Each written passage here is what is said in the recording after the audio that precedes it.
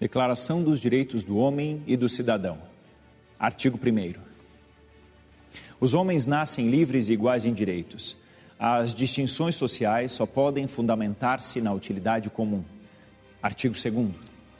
A finalidade de toda a associação política é a conservação dos direitos naturais e imprescritíveis do homem. Esses direitos são a liberdade, a propriedade, a segurança e a resistência à opressão. A Declaração dos Direitos do Homem e do Cidadão, elaborada em 1789 pela Assembleia Nacional da França, é o documento que traduziu a ideologia da Revolução Francesa. Esse grande movimento de ruptura trazia em sua essência o pensamento liberal e a afirmação da igualdade entre os homens. Antes da Revolução, a França vivia um regime de monarquia absolutista. Em 1774, quando o rei Luís XVI assumiu o trono, herdou um Estado em dificuldades financeiras. A política econômica já vinha enfraquecida com as dívidas da Guerra dos 7 Anos contra a Inglaterra e a Prússia. Além disso, essa crise se expandia com as más colheitas agrícolas. Houve um momento de grande seca na França e os alimentos ficaram muito caros, especialmente o trigo, que era a base da alimentação. Grande parte da população passava fome. E isto fez com que também se mobilizassem e dessem apoio à burguesia para mudar o sistema político. Mas isso não era tudo. Quem sustentava os altos custos da nobreza e do clero eram os trabalhadores urbanos, camponeses e a burguesia comercial. Um clima de instabilidade e insatisfação se instalou no país.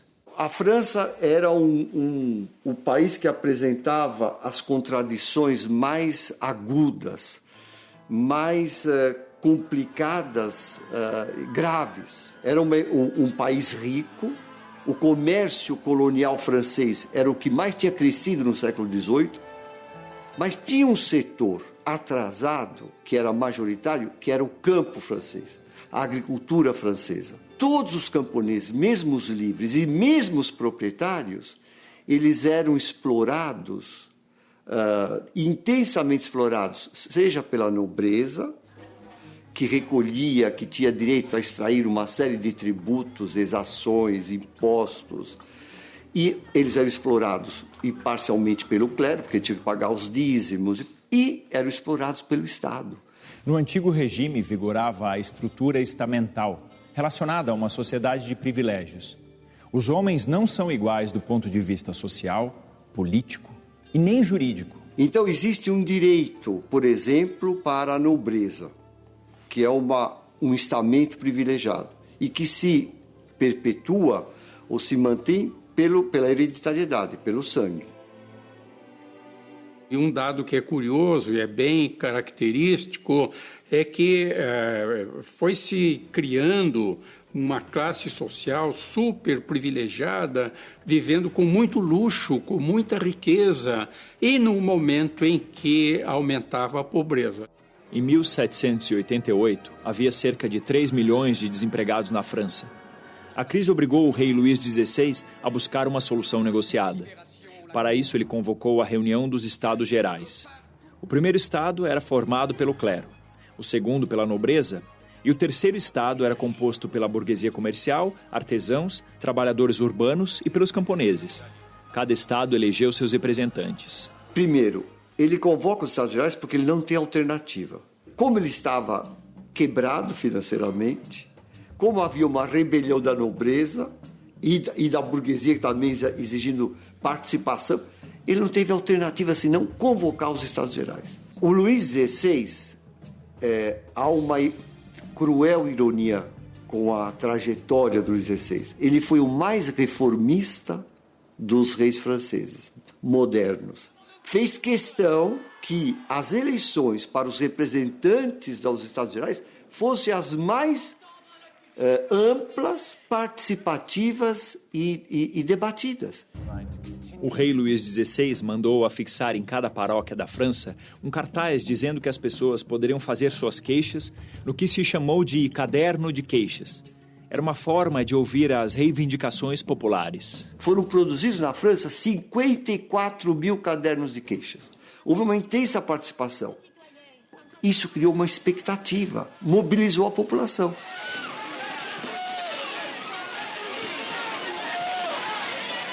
Pressionado pela corte, que era hostil às reformas, o rei Luís XVI não levou em conta as queixas feitas pela população e não fez nenhuma concessão para melhorar as condições de vida de milhões de camponeses e desempregados. Quando a notícia se espalha de que ele está fazendo isso, a população de Paris, que já está mobilizada, se levanta. A população está mobilizada politicamente porque ela se envolveu no processo da escolha dos representantes aos Estados Gerais. Mas ela estava mobilizada pela fome. A rejeição contra o regime absolutista foi se agravando até que, em 14 de julho de 1789, ele sofreu um golpe devastador. A Bastilha, fortaleza que funcionava como prisão e que representava o antigo regime, foi tomada por uma multidão disposta a enfrentar as tropas reais. A Revolução Popular começa com a tomada da Bastilha em Paris e depois a notícia se espalha por toda a França e em toda a França o poder estabelecido cai como um castelo de cartas, como se houvesse bastilhas em todas as cidades francesas. E aí vão acontecer duas coisas muito importantes. A Assembleia começa a discutir a Constituição, porque a ideia era essa: tendo a Constituição, não há mais poder absoluto, o poder é limitado pela lei.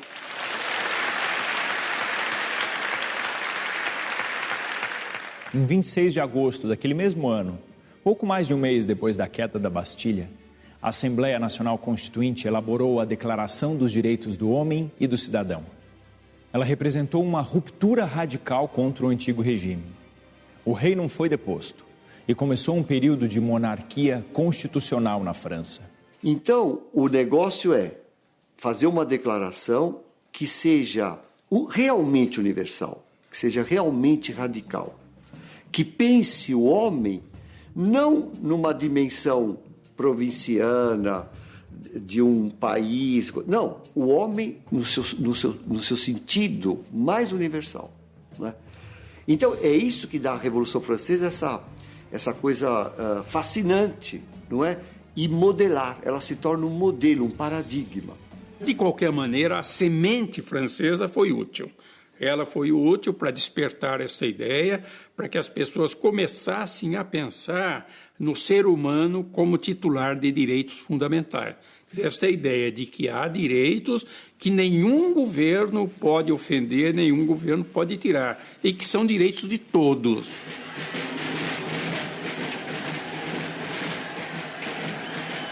A Declaração dos Direitos do Homem e do Cidadão deu origem à Constituinte que, entre 1789 e 1791, alterou a estrutura administrativa e a organização do país. Essa é a origem da primeira Constituição da França moderna, que teve 3 constituições em 4 anos. Na verdade, foram mantidas diferenças sociais, foram mantidos muitos privilégios. O que se estabelece expressamente na Constituição de 95 é uma diferenciação entre o cidadão e o cidadão ativo. Esse é um ponto muito importante, porque a própria Constituição estabelece. A primeira condição era ser um homem francês. Era ser um homem francês. As mulheres estavam excluídas, mas além de tudo tinha que ser francês. Mas, além disso, tinha que ser proprietário de imóveis ou então ter uma renda muito elevada. E ainda se adicionou mais uma condição: ele não podia ser empregado de ninguém. Se ele fosse empregado de alguém, não era cidadão ativo. O problema é que existe uma tradição que vem desde os gregos e vai durar por todo o século XIX. Qual é essa tradição? É a de que o indivíduo ele só tem cabeça para pensar, ele só pode ser um cidadão pensante se ele estiver liberado do trabalho, se ele for um proprietário, se ele puder dispor de lazer, ócio, para se instruir e participar da política. Quem trabalha com as mãos não vai ter autonomia, vai ser um homem, vai vender a sua força de trabalho. Ao vender a sua força de trabalho, ele vende inclusive a sua mente. Nessa época, o iluminismo era forte na França. Esse movimento defendia o domínio da razão sobre as crenças religiosas e o misticismo. A perspectiva era livrar a humanidade das trevas e trazer luz por meio do conhecimento. Pensadores iluministas como Voltaire, Rousseau, Montesquieu influenciaram esse processo histórico, afirmando valores fundamentais do ser humano. Valores éticos, espirituais, jurídicos e políticos. Esses pensadores do iluminismo exerceram influência, sim. Assim, por exemplo, quando Rousseau fala na igualdade, isso é muito importante e vai acabar produzindo efeitos. Foi extremamente importante a contribuição de Montesquieu, que já fala na separação dos poderes. Separação dos poderes exatamente para que não houvesse um poder superior, absoluto, que pudesse tudo. Mais tarde, a ruptura com o antigo regime cresce, com a derrubada da monarquia e a implantação da República na França, em 1792. Essa nova fase da Revolução Francesa ficou conhecida como o período do terror. O poder executivo era formado, de um lado, pelos girondinos, com posições políticas moderadas, e de outro pelos jacobinos, mais radicais. O jacobino Maximilien Robespierre tornou-se o grande líder político, com poder ditatorial para vencer as pressões internas e externas contra os ideais revolucionários. É nessa época que, acusados de traição, o rei Luís XVI e a rainha Maria Antonieta são guilhotinados.